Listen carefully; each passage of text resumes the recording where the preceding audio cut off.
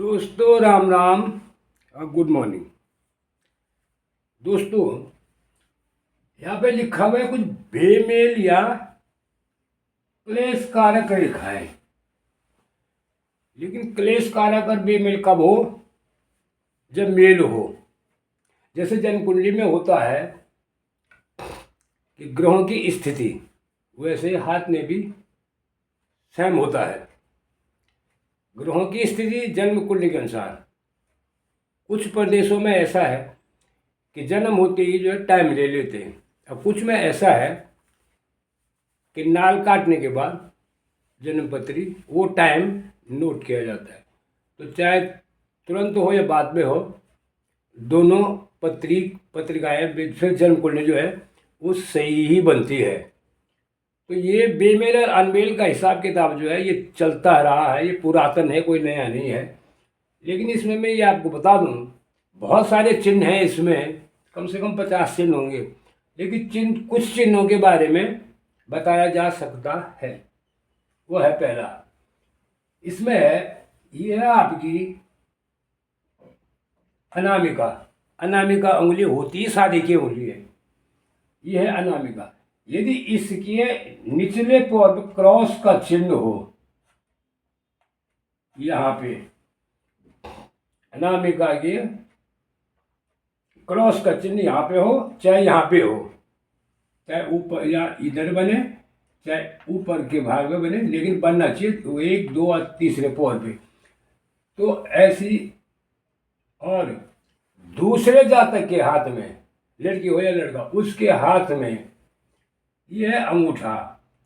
अंगूठे पे जो है यदि यहाँ पे आड़ी सीधी रेखाएं तो है, वो तो ठीक था, लेकिन यदि आड़ी रेखाओं ने इनको काट लिया तो ये शादी भी जो है जी का जंजाल बन जाती है। ये भी मेरी शादी है। दूसरा आता है इसमें, यदि यह है सूर्य पर्वत और यह है शनि पर्वत, अगर इन पर्वतों से ये रेखाएं, सपोज इधर रेखा, मस्तिष्क रेखा, कुछ भी है, लाइफ लाइन, इनसे निकल के रेखाएं नीचे को आ रही हैं ऐसे करके, और इस पर्वत से भी, तो ये भी जो है, ये शादी भी जो है ज़्यादा दिन नहीं टिक पाती है। ये दूसरी प्रकार की लाइन है, दूसरे प्रकार की चिन्ह है। तीसरे प्रकार का आता है एक, यदि किसी एक जातक के हाथ में, ये कैसा देखा जाता है कि किसी एक जातक के हाथ में ये राहु रेखा है, ये तो मंगल का क्षेत्र है लेकिन बोलते हैं इनको राहु का भाग है, ये यहाँ तक पहुँच जाए, ये या यहाँ से यहाँ निकल जाए, ये रेखा।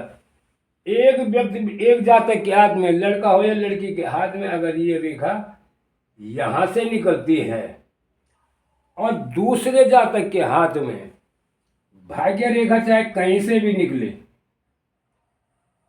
और ये यहाँ पहुँचनी चाहिए, लेकिन ये टूट टूट के पहुँचती है, तो ऐसा भी, ऐसी शादी भी जो है वो बेमेल ही होती है।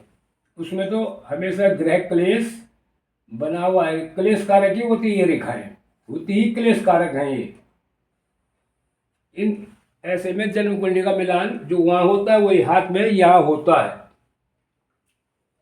तीसरा है, चौथा है इसमें कि जिसकी ये रेखा, ये हृदय रेखा है, अगर लड़की के हाथ में सीधा हृदय रेखा या गुरु पर्वत पर चली जाए और लड़के के हाथ में यही शनि पर्वत तक की ही रहेगी, ये भी बेमेल, ये भी क्लेश कारक है शादी के लिए। चौथा, पांचवा इसमें, यदि ये है आपका हृदय रेखा, ये चली गई, यह है मंगल का क्षेत्र। अगर लड़की हो या लड़का, ये मोस्टली जो है लड़की के लिए भी है, लड़की के हाथ में अगर मंगल प्रबल है, बहुत उभरा हुआ है, अत्यधिक उभरा हुआ है, और लड़के का मंगल जो है वो बैठा हुआ है, ये बिल्कुल बैठा हुआ है नीचे को, और ये मंगल भी जो है इसमें अशुभ चिन्ह है, ये निम्न मंगल है, इतना इसमें अशुभ चिन्ह है, तो वो शादी भी जो है क्लेश कारक ही है। जीवन भर झगड़ा ही होता रहे, नौबत यहाँ तक आ जाती है, कभी तलाक की भी आ जाती है। और यदि एक रेखा है, यदि किसी जातक के हाथ में एक रेखा है, एक कुंडली मिलान है, एक रेखा है, यह है लाइफ लाइन, ये लाइफ लाइन है, जीवन रेखा। और यहाँ पे जो है बहुत सारी रेखाएं हैं, ऊपर को जाती हैं इसमें से रेखाएं, इनमें कटान है आखिरी तक भी जिसमें कटान होता रहता है।